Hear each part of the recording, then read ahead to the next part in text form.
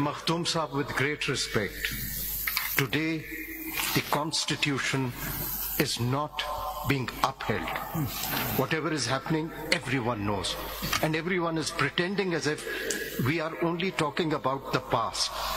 Today, let this court not be seen as complicit. That is why it is so important to secure the rights of the people. Everyone has made mistakes in the past.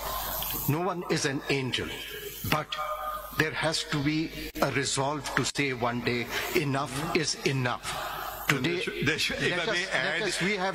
we should also acknowledge our mistakes. As a Supreme Court, today we have buried our heads in the sand, and we don't want to face the reality, but ultimately it will be our responsibility for every human right violation that is happening today. The enforced disappearances, I mean, we don't let them speak. We say that it's a political issue.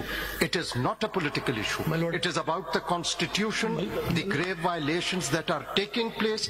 We cannot shut our eyes. And again, I would say, speaking for myself, the most important petition that is pending in this court is regarding the alleged irregularities on 8th of February elections, and it's known to everyone.